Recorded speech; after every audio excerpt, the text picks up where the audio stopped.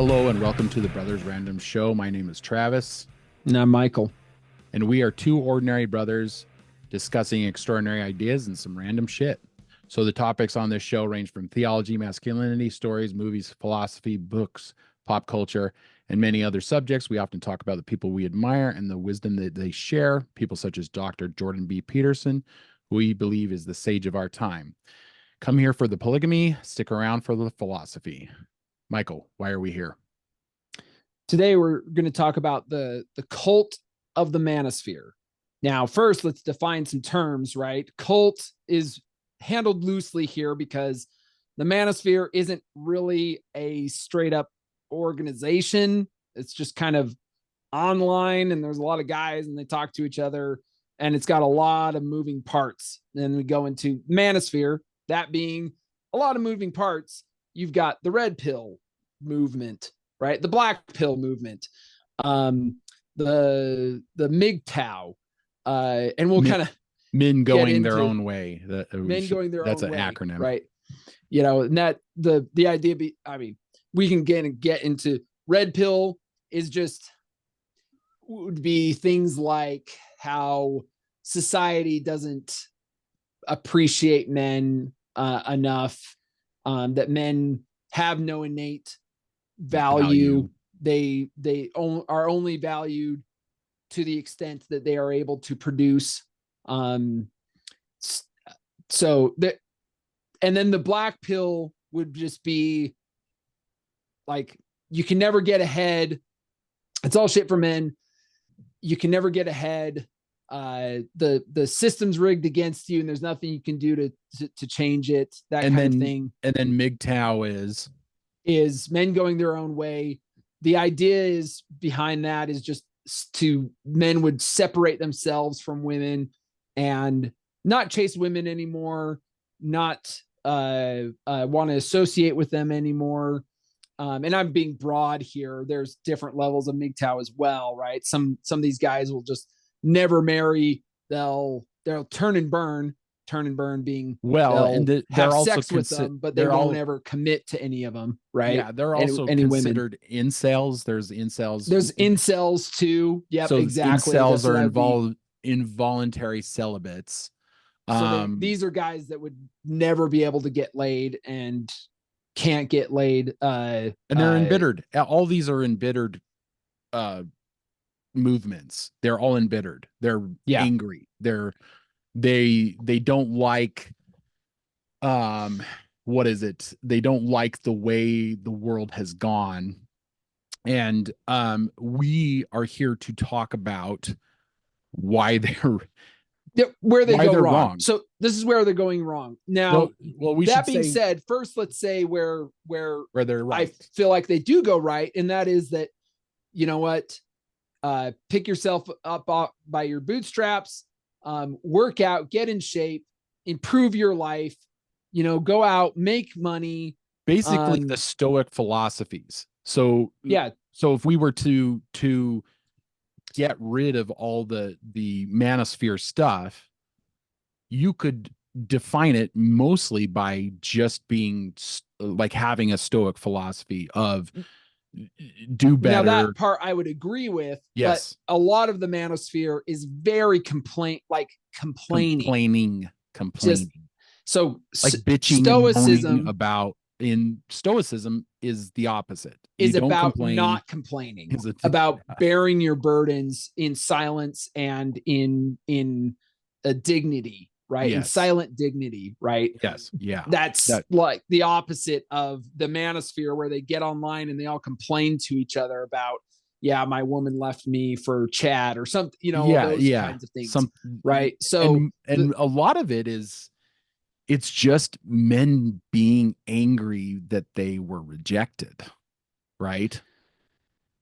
Yeah, that's really sure what it comes down to. That's a huge part of it. A lot of these guys have gone through a really nasty divorce, getting left for somebody, higher status than them, whatever the case may. Like, there's a lot, and I mean, a lot of these guys are just getting online and they're hurting, right? So they're hurting and they go and they find solace, I guess, in with other men that are hurting. that are hurting. Yeah. Now, I'm sure that that's the counterpart. There would be a lot of women that would go online and find that as well. Mm-hmm. But I think women are actually better at having real life social network. Yes. Whereas right now, a lot of men they're disconnected in any kind of social network, like face to face social network. Whereas they're getting online and they're finding a network online. So I think this is a big thing that separates the sexes a little bit. We talk about this a lot because it's concerning to us. We have an episode, I think it's episode 37, that had the trouble with men. I think there was another episode with the parent problem that we recently did, I think in November. I think that's episode 47.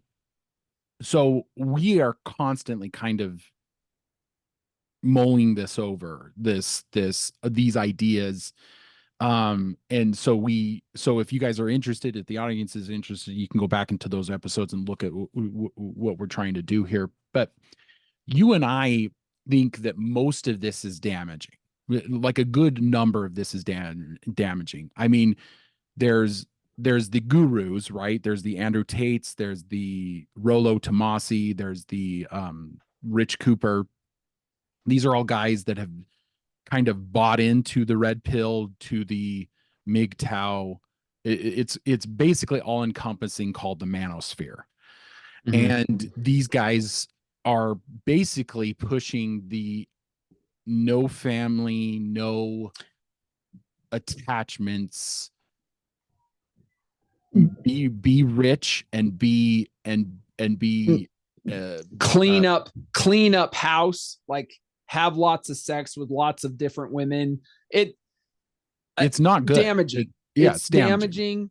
In our purview. Now, this is coming from two guys that are in committed married relationships where we are raising our children. We are present in our children's lives. Children, yes. Right. And I mean, we don't agree with, now coming from like a religious background, right? Mm-hmm. And a conservative religious background, we would say that we don't support this cleaning up house kind of mentality of go out there, have sex with lots of women, right? Yeah. Well, and polygamy, for those that don't know, we were raised in a polygamous Mormon cult. And so we have seen how this can relate to, so the whole idea that men need to have multiple sexual partners, I honestly think is damaging to society in general, because in a lot of cases, and we've talked about this before, if you in a polygamist sect, if you have one man, one high value man who has many, many women, then all the other men are either forced out or they become homicidal, and they want to take out the one man that has many wives, right? So this is what destabilizes societies. What doesn't destabilize societies is when there's one man, one woman, and children. And that's a co-parenting where the man is involved in the rearing of children, right? Yes. So that was one thing that I think not always. I saw a lot of growing up in the polygamy, right? I did see a lot of men who were very involved in all of their children and the rearing of all of their children. But I also saw a lot where the man kind of sired the children, I guess you could say, kind of sired these children, and the mothers took care of them, and the fathers basically did nothing for the rearing of their children, of their offspring. So their offspring. So growing up in it, I definitely saw two sides to it. Two sides to it. Well, Jordan yeah. Peterson often talks about what destabilizes societies, and if it's like the one alpha male getting all of the females, that can destabilize the society because all the beta males are all gonna become either suicidal or homicidal, one of the two. No, I mean we've talked a little bit about this. There's there's I forget the theory, but Chris Williamson and Rob Henderson talk about it a little bit. Okay. Where the theory that because of basically online games and online porn, the docile bottom of the hierarchy males, usually in a polygamous society, these men create problems. They're pushing over granny and stealing and crime. But a lot of these males are being docile because of the porn and video games, the access to the things. Online things. And we're getting into a brave new world because the sex robots are coming, and this could create a whole anyway. Online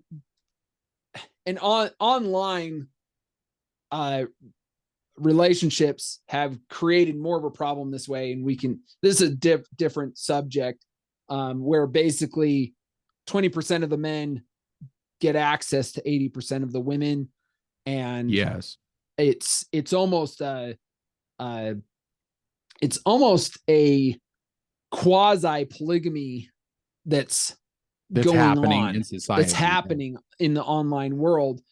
And because if you have one high value man in a society and he's getting access to 80% of all of the high value females, then you have a lower rung of low value men who will destabilize the society. And this is probably what we are experiencing now with the manosphere, because the manosphere is embittered men who are angry about being rejected by women. Yeah, and a lot of the message of the manosphere is, guess what, dude? Just become part of the 20%, get into that rung of the 20%, the 20%, and that clean up house. Yes. Well, this isn't good for a society, right? What's good for a society is for men to find a woman, be committed to her, and help in the rearing of children. We talked about the two-parent two-parent household. her name. The two-parent privilege, the gal that wrote the book, the two-parent privilege. Yeah. Because children that are raised in a two-parent household do better. Hands down. The data is no hold bar. Like, it's just the data is there. It supports that the fact that two parents being at home, helping rear children, right? And Chris Williamson had this gal on, and she talked a lot to the theory that we actually evolutionarily we evolved to be co-parents, because the men who stuck around and helped rear their children, those offspring actually did the same. They survived. Yeah. They were the ones that survived. Right. Yeah. So this whole theory of these guys, they're just like, I just, turn them and burn them, and I might see my kids someday. Right. Like, no, that's not how we were evolved. We evolved to have men who were involved in the rearing of their children. Yes. That's the better way. My wife actually showed me this video of a gal, and she was talking about how the online gurus that are saying, go out there, get success, go uh, uh, this can't apply to women. And I think it can apply to women if they don't have children. But she was talking about, Diary of a CEO. Yeah, I've heard of him. He's an online guru, and he went and made his millions and stuff. Right. Well, apparently he had a kid when he was like really young, 15. Ooh, and he talks about how he had to go sleep on couches, and he had to, couch surf, and he was homeless, and he tricked his way into getting into a halfway house, and like all of these things where he had to grind it out and go. And that doesn't speak to a woman, his woman that was raising his child, right? She can't do that. So it's a sad thing, but men need to step up and be taking care of their helping children, to take care of their children. Now, I think that gives men more of, and it's actually the statistics kind of bear this out, where there's not a gender wage gap until there's children involved, right? Usually the genders wages go up together, and then there's a big separate when a woman has a child, and then the man so men who are committed want to make more so that they can provide for that child, their children, right? So you'll see guys put in more hours and work harder, right, in order to support those so their wages go up, the children. There's a separate where it separates, and it goes up for men, it goes down for women. Now that I listened to Louise Perry. She was on a panel. Now Louise Perry wrote the book, The Case Against the Sexual Revolution, right? And she was on a panel with several other women, and they were talking about, did the sexual revolution help women or not, or did it fail or succeed? Anyway, something along those lines. Maybe in the comments I can put the video. I loved this because I, as a man, wanted to hear from women, what is it that worked and didn't work for the sexual revolution. And one of the gals that was against that was for the sexual revolution, she had children, and one of the things she was talking about, how we as a society have gone away from a children-centered society. It's like our infrastructure makes children inconvenient and expensive. Childhood and motherhood are invisible in pop culture. Our education system is crumbling. Grimes points out that we live in a society that's uniquely unfriendly toward mothers and children, which I think is true and correct. Part of the reason that it is that way is due to the sexual revolution. That's something we can blame the sexual revolution for. Because young women who grew up not knowing what to rebel against have a frankly antinatalist and contemptuous attitude toward the sanctity of the family. It's like we as a culture want children to just be pushed aside and hidden. And like you get people complaining. It's like, I'm on an airplane and there's a kid crying and I can't stand it. Right? Like this notion that children just need to be seen and not heard, or not even seen, like seen, not heard, just pushed in the corner. We don't want to hear them. We don't want to see them. Like the culture. And she was saying, she was like, kids, parents with kids should go to the front of the line. Like always, like that should just be part of the culture, for us to do that.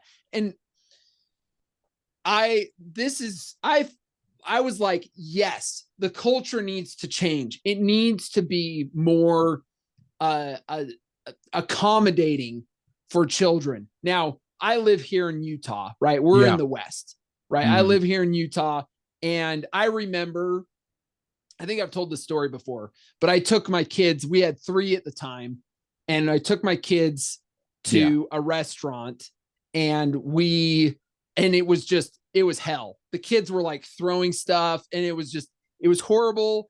Like, we're trying to keep the kids, from like throwing things and throwing fits and stuff. And it just kind of turned into this whole mess. And we left the restaurant, and I went back. We forgot something, so I had to go back. And I left a big tip because, we made a mess, and I knew that the waitress was going to have to clean up this big mess, right? But as I went back for this thing, a guy stopped me, and he's just like, "Don't worry, it gets much better." Like, he's just like, "It's okay." Right. Yeah. And the thing is, go ahead. That in your society, in that where you live, that is a normal, like, they understand that. Like, we get it. We've had kids. Now, this is, heavily Mormon population, and a lot of kids, a lot of these people have kids, and so they understand. Yeah, they get it, right? And so, now, that being said, I think it's even for Mormons. I think Mormons are only having like 2.3 kids or something like that. So so how does this all relate to the Manosphere? Because Manosphere is that, like, we're don't have the Manosphere is not taking care of their children, like, not wanting to help take care of their children. This is probably my biggest gripe with the Manosphere, is this lack of men wanting to be involved in helping take care of their children. Yeah. I think that's a huge problem in the Manosphere. So, and one of the biggest society in general, like, right, in society in general, right? I'm going to be honest, right? You get, even women have started to go away from this empathy of having children, right? You get these young girls, and they're just like, I would never have kids, right? Like, just this whole, and we did a video on the birth gap, and how this is a huge problem. We are not, all Western societies are no longer at replacement rate. This is a huge problem. On average, like, isn't it? What's the Japanese statistics in Japan? On average, they are something along the lines of, out of every 5 households, one will have children. There will only be like 1 grandkid per like 100 or something like that. Something crazy. There will be like 1 grandchild per like 60 or 100. As you can see here, the number of births in Japan has been declining rapidly since the beginning of the 2000s. If this trend continues, the young population will rapidly decline in the 2030s at twice the current rate. The next 6 to 7 years until the 2030s will be the last chance to see if the declining birth rate trend can be reversed. It's a high number. And that it's going to be bad for Japan. Yeah. Anyway, sorry, I kind of went on a tangent. So this notion of just make money and, turn and burn, clean up house, don't go for committed relationships, definitely are well, I think it's where they get I think it's a bigger problem. So you'll have a man, and he's naive, and he's young, and he falls in love, and then he gets basically maybe burnt by that, and like, maybe she leaves him or something, breaks his heart, whatever. And then what happens is, rather than find true love or get to that point, he's embittered and angry, and now he's going into the manosphere to, you know, put bandages on that burn, right? Yeah, and a lot of cults will do this thing called love bombing. Yeah. Where somebody will come in, and then they just the cult will members will welcome the members of the cult arms. Will all like just grab this person and just like, I'm so glad. Then like, I'm so glad you've joined us, right? Like it's this love bomb, and people they'll come into that, and they will relish in that. Yes. Because people, Jordan Peterson says this, people love attention. Yeah. Even nihilistic, angry, don't look at me, don't touch me, kind of people still want some kind of attention from another person. Yeah. It doesn't matter who they are. Everybody wants attention of some kind. You know, the guy with the tattoo on his face says, "Don't look at me." He wants you to look at him. Otherwise, he wouldn't have put a tattoo on his face.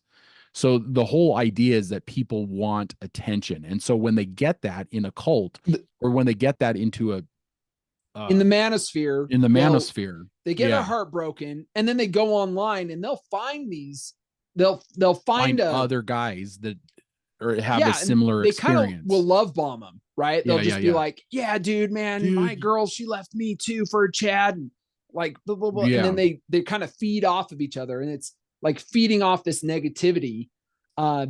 Now we can't, in a sense, I'm cool with that. Like to a point. Now let me clarify, to a point where if the guy is just, he gets on there and these other guys are encouraging him to improve himself. Yeah. Hit the gym, make more money, put your head down and put your shoulder like to the grindstone, like go to work, right? Like these things are good, right? But yeah, all women are, you know, but whatever they're saying, those things are good, but to conquer other human beings is not. No. Okay. So to conquer yourself. Yeah. Is good. But to conquer someone else is not. Yeah. This is the problem with society, is that now, and I would even say that feminism has kind of moved into this category as well, because women want to take, I showed that man his play. I put that man in his place. So it's a woman going, I conquered that man. And then the opposite of that is I bedded this woman. Yeah. And as a man, you're going, I conquered that woman. Right. So when there's this idea that you are going to conquer somebody else, you've basically removed their humanity. You've pulled their humanity out of it, rather than conquering yourself and going, I see you as a human being. So the manosphere, the Tates of the world, have basically taken women as objects and put that on steroids, right? Yeah. Tate's all about, and this is the problem. Like some of this is the problem with the way that we were raised, because we were raised in polygamous Mormon cult. The Tate is doing the same thing. He's got concubines. He's got a harem or whatever. Yeah. And he's basically made women these objects. And they don't have, in his mind, they don't have feelings. They don't have emotions. They don't have wants. They don't have needs. They don't have and this is bad. Yeah. Bad. And in society. And then in the polygamy and the cult that we grew up in, women were objects to help you get to the celestial kingdom, right? The pinnacle of the afterlife. The pinnacle of the afterlife, which is which is part of what the afterlife is like, but it just seems like a bunch of bunk that people made up. So in polygamy, it's in there too. Polygamy, there's this idea of several kingdoms of heaven, right? The 7 kingdoms of heaven, and the highest king. So basically, how you are in this world determines which kingdom you go to, like where you get to at the end. So yeah, but if you in the religion, if you get all these wives, you're going to be able to get higher than everybody else. Yeah, in the afterlife. I right? I think Islam has something similar too. Then you get 70 virgins in the afterlife, in the afterlife or something like right. that. So I mean, I'm probably botching it, butchering it. Yeah. So, but something to the effect. So basically, we didn't grow up Muslim, so we don't know. So basically, this idea, basically what you've done, what the manosphere does wrong is turns women into objects to be conquered. And I would argue that fourth wave feminism does the same thing to men. They are objects to be conquered.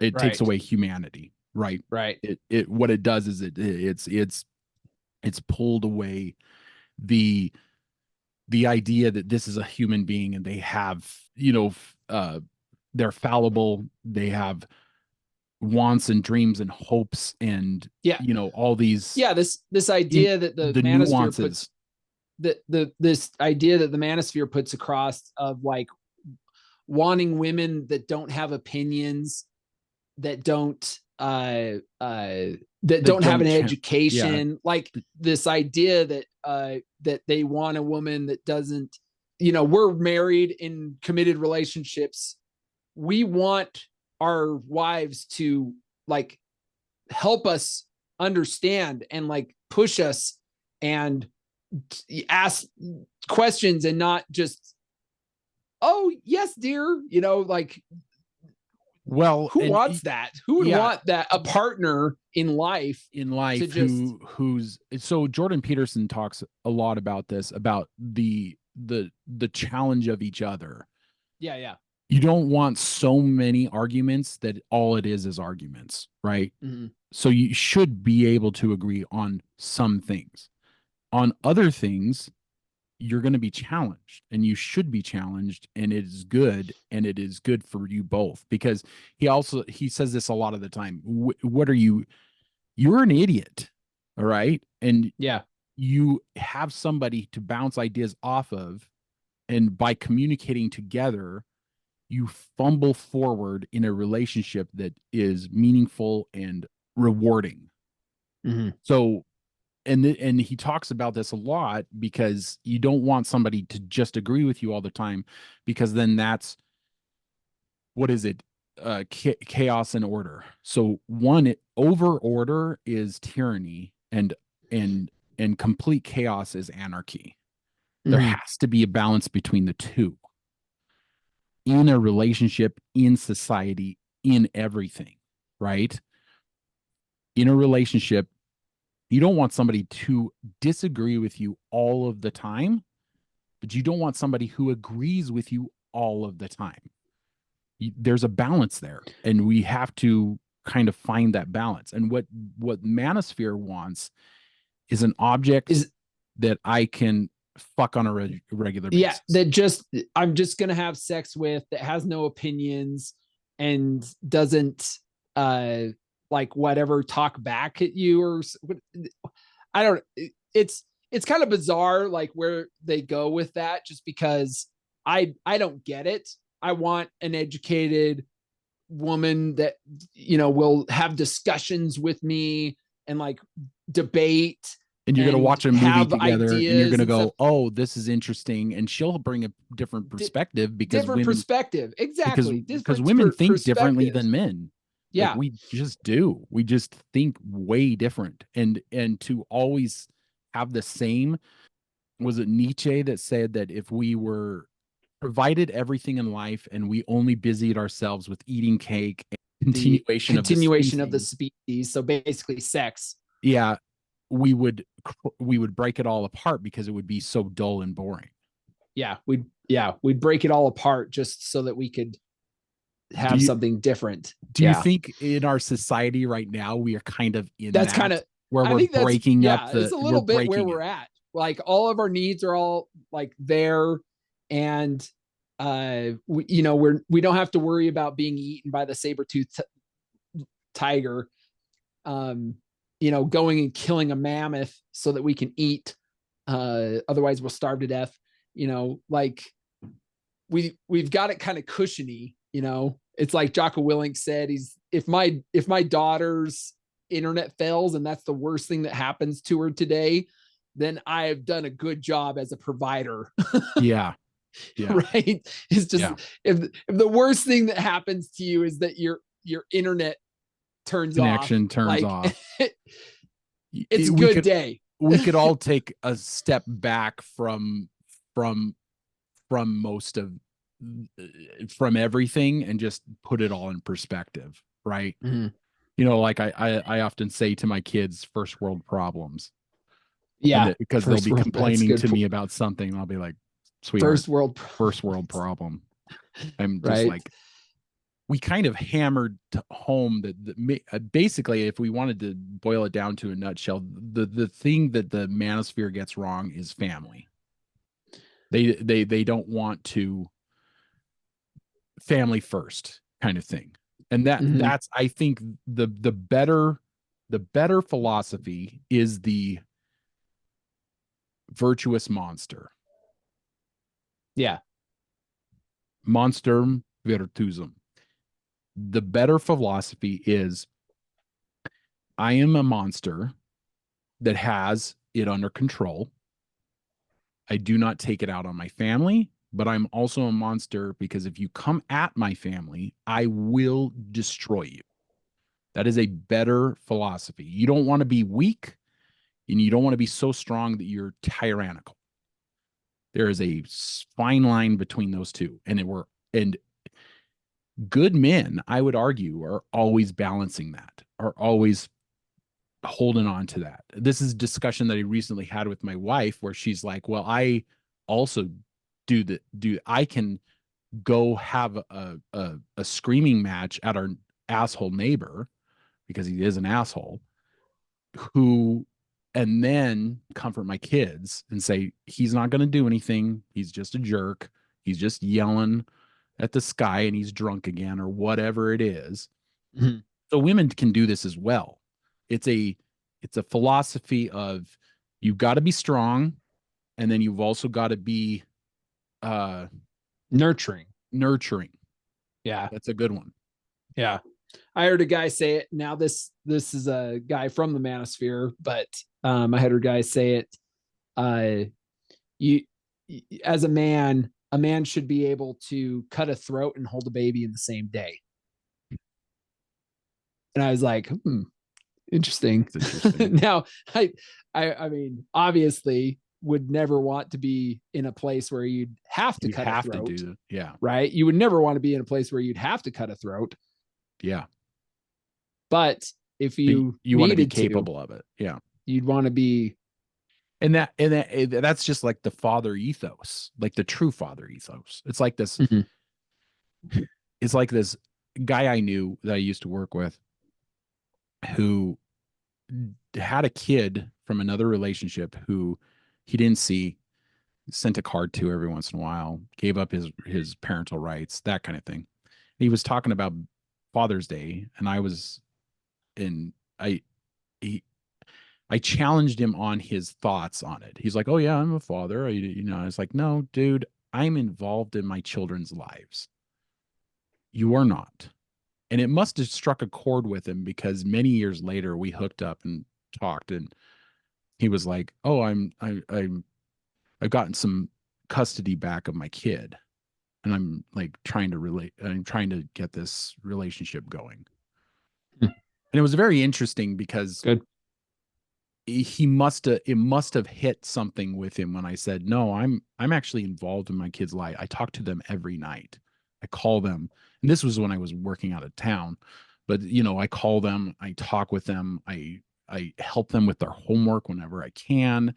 I'm doing, the things, I'm terrible at braiding hair, but I'll try to braid hair, that sort of thing, so that is what we should be pushing instead of I'm walking away from it all because I've been rejected by women so many times. It's like, you need to improve. This is Jordan Peterson's thing. Yeah. If you've got 5 women that are telling you something, you're the problem. Yeah. If you've got 5 separate listen to what they're telling you. Yeah. Listen to what they're telling you. So, any final thoughts on that? No, this one was kind of fun. We might have to hit this again sometime. You know, I'm sure that that if those in the Manosphere get wind of this, that we'll get some hate. But bring it on. Tell us what you think in the comments. Like, be honest. Let us know. Yeah. We're not opposed to a healthy and respectful debate. Check us out on social media. Like, share, and subscribe. All the begs. Check us out on Spotify and Apple Podcasts. Just look for The Sword in the Skull. Brother, thank you for that. Keep reading, keep listening, keep watching, learn more. We'll see ya. See ya. But, you know, I agree with Grimes that actually prioritizing a culture that was really good for mothers would be like a truly feminist project.